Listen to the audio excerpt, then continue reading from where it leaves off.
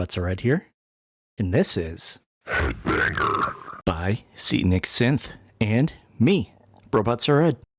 The Headbanger is a 10 HP heavy metal distortion based on the famed 80s guitar pedal, but we included some mods with it, including an internal feedback loop with a send and return. We split the EQ from 2 bands into 3. We added a crush switch, which is a 5-volt limiter with soft clipping, and a doom switch, which allows more bass in. And you get CV control over gain, feedback, and your dry-wet crossfade. The gain does give a little bit of a boost with that soft clipping, so you can drive it a little bit. And there's a little jumper on the back to have the gain control the dry and wet signal, or the gain just controls the wet signal. For this video, I have it just controlling the wet signal. And with that, let's get started.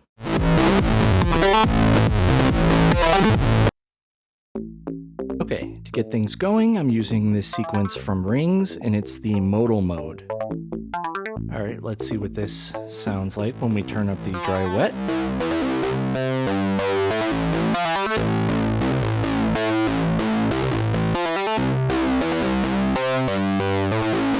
We'll see we have a distortion amount knob, so we could get some lighter overdrive. We have our gain knob here, which gives us a little bit of boost. And then we turn our distortion up and we can just really destroy it. But that's not all. We have the EQ, low, mid, and high. And each of them is plus or minus 20 decibels, so it's a really wide range. Let's cut all of them and listen to each band individually. Let's do the low. We can hear it starts to get pretty gnarly on clipping here, and that's probably from clipping on the scope.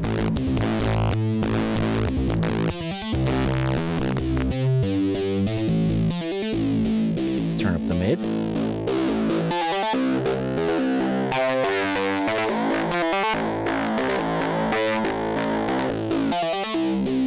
And the high.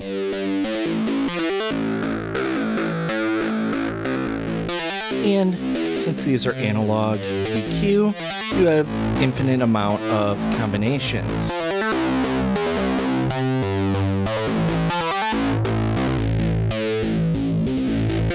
So you can really sculpt the timbre of your distortion.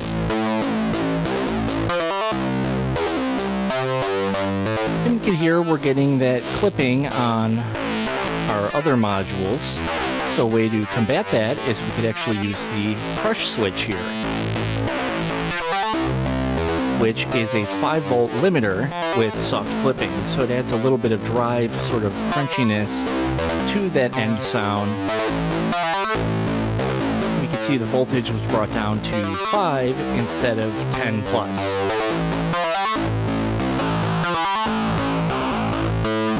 So that's a way to combat the EQ screaming. See if I turn off the limit.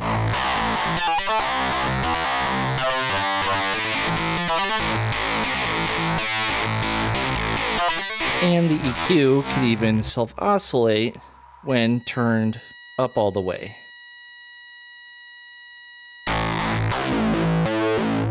Now, instead of going to the doom switch, I'm going to go over to the feedback knob here, which is a built-in feedback circuit with a send and return. So we turn up our feedback, we get some crazy feedback distortion. And when I stop the input, we're going to get amp-like feedback. And we could even play with this with the EQ.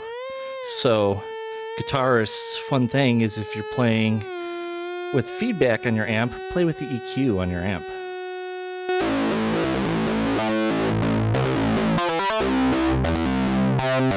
Now the send is always sending a fully wet distortion signal out, no matter what. The return is built into the VCA of this feedback knob here. So we could plug something else in and override that feedback if we want, and use it as a second input with an attenuator here. And now this brings us to the doom switch, which I left last because it's best shown, in this example at least, with the feedback. So Doom just allows more bass into the distortion path. So when I turn up feedback here, you can really hear that it's pulling more subtones rather than harmonic tones.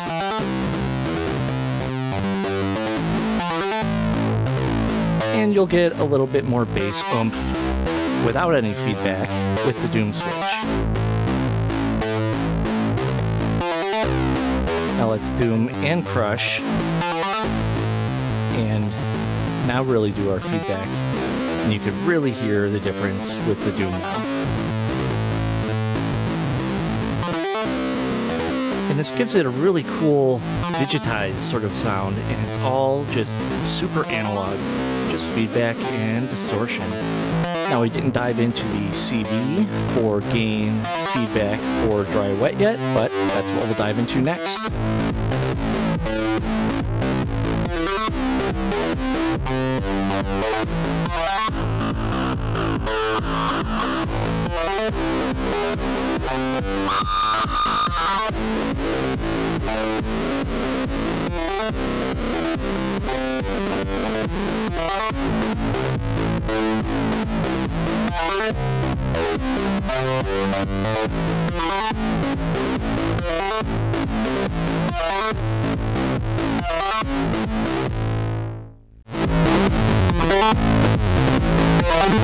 But first, real quick, let's look at what this distortion looks like and how it distorts.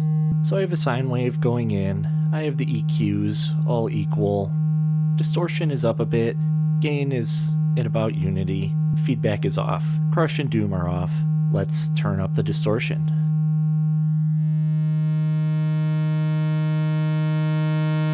So as we crossfade, we can see it morphing our waveform. We can see just kind of sharpens things up the more I turn up the distortion, giving us more harmonics. But when I start to play with the EQ, we can really see why it's called a chainsaw distortion.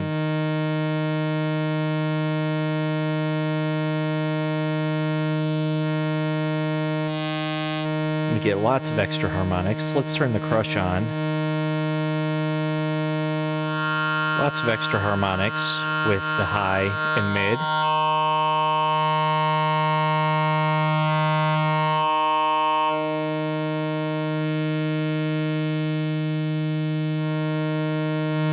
And it rounds things out again with the low. So the feedback is not going to do all that much when the gain is up so high with just a straight oscillator going in. But if we turn the gain down, we'll start to get that feedback.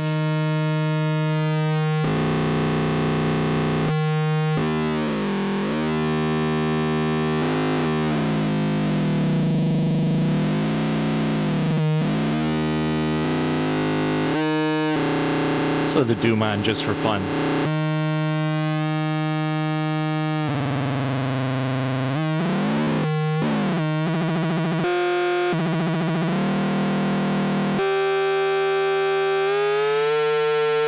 And that's what the headbanger distortion looks like when you run a sine wave through it. Alright, now to look at CV. So I have this patch coming from Skywave going into headbanger.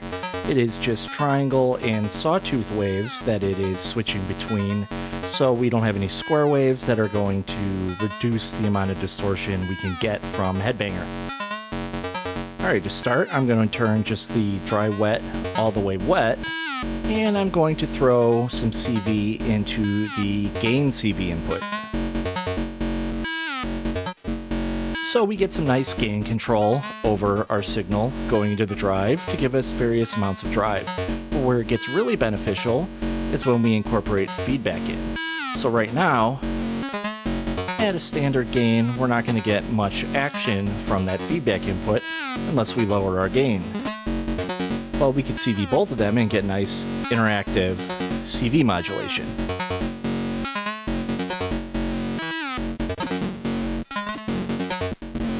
And now we get more interjected feedback in here.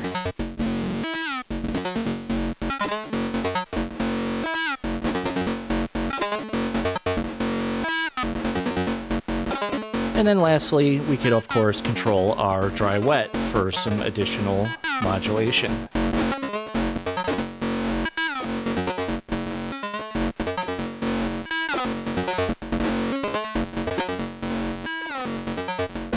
And that is a look at the CV inputs on Headbanger. Now let's take a quick rings into beads break. Well, rings into Headbanger into beads. Okay, I have my nano rings going into Headbanger here. It is dry, going into beads right now, which is also dry. And let's turn up Headbanger. And let's turn up beads.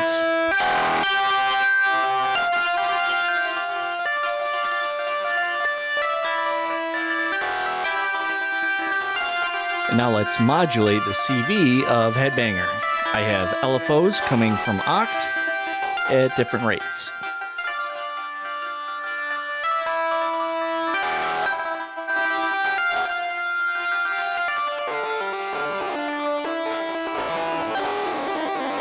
And we can kind of tune our EQ like a filter resonance to the key or the pitch that we want to go to.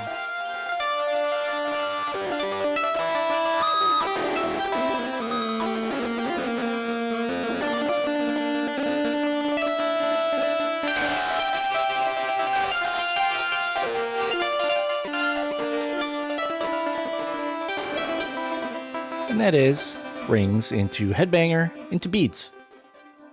Now let's check out the send and return. Okay, for listening to the feedback send and return, I'm going to make the input source as simple as possible. So I just have a sine wave sequence coming from Skywave sine output into mailroom for the envelope generator and VCA into Headbanger. Let's make the signal wet. Now first I'm going to send the send into marsupial filter here for a low pass filter. And then the return from the low pass. And we'll start hearing it once I turn up the feedback.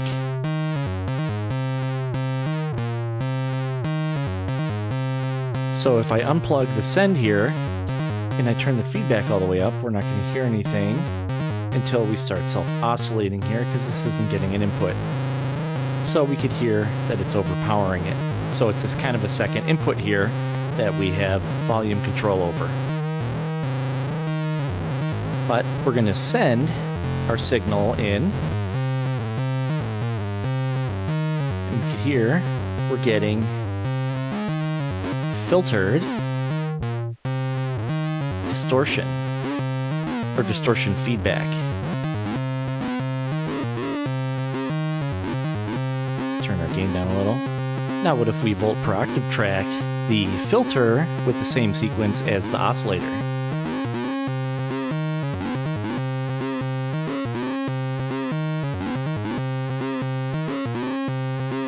Let's go fully wet. No feedback.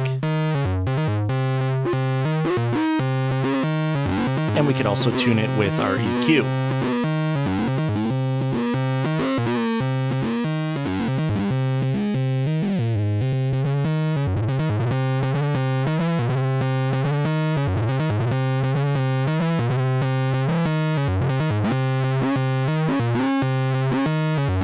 And let's try the bandpass. We could get it to really scream.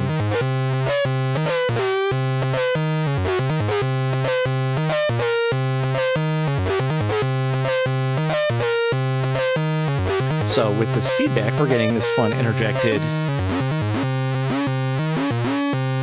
pitched feedback.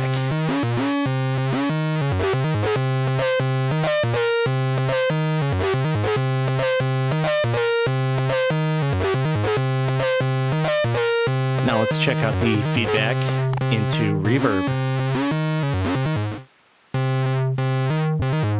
And return it with the feedback.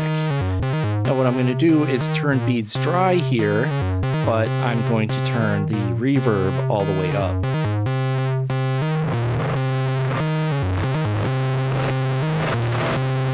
It can get really, really gnarly, really fast. Now I'm going to turn the reverb down a little.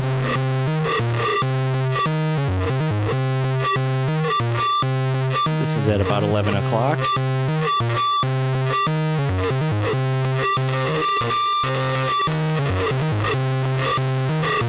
It's about 3 o'clock for the reverb.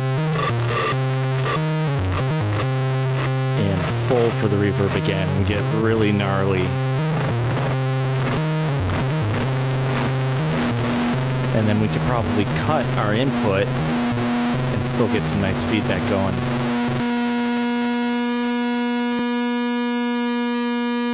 What if I made it wet in beads and I played with the pitch?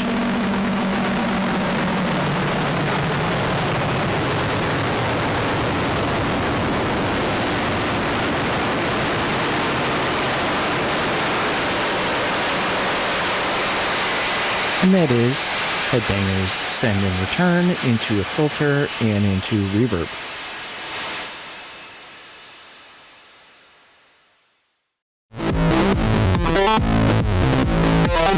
Now let's take a look at vocals through Headbanger! So you can see you get very distorted vocals here. Almost that really distorted megaphone sound, but extreme.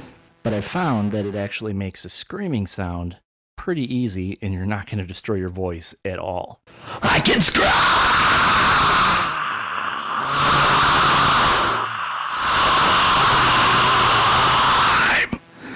And I can hold it forever. So that's a quick look at vocals through Headbanger!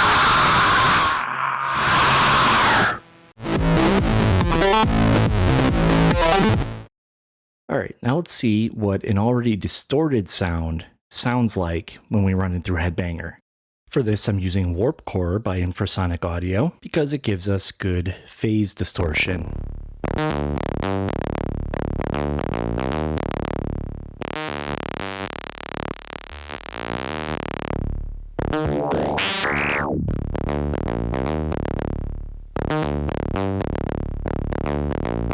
And I tried to pick the most rounded setting so it's not too distorted and square where it's not going to do as much with Headbanger, and this is still pretty heavy. So I would pair this with a kick,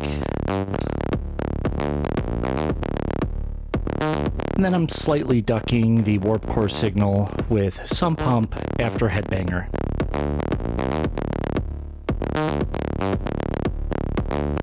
Alright, let's see what the distortion sounds like.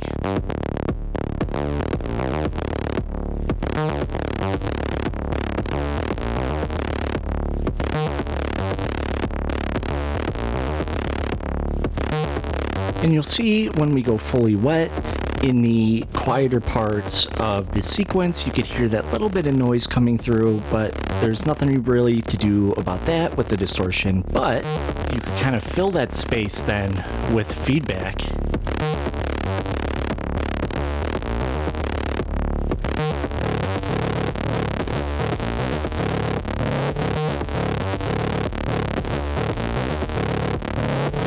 And it gives you cool rhythmic effects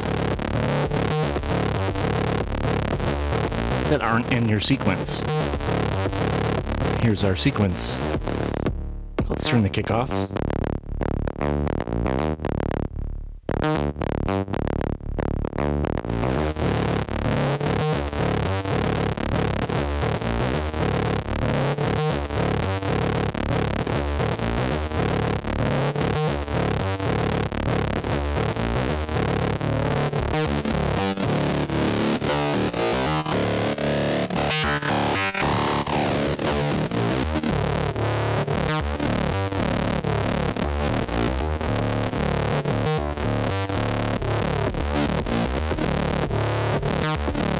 And now, let's turn the distortion down and let's CV modulate it.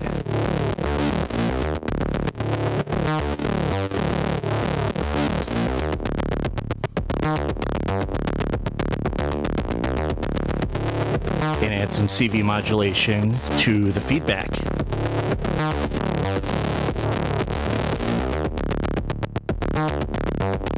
And let's do the same for the gain.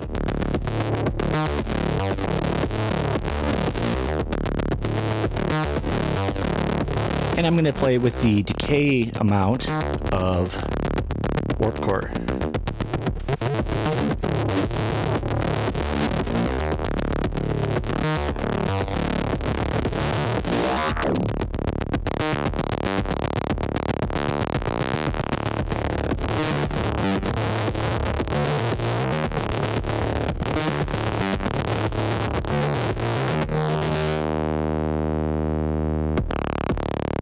And that is a distorted voice from Warp Core going into Headbanger. And now for some music.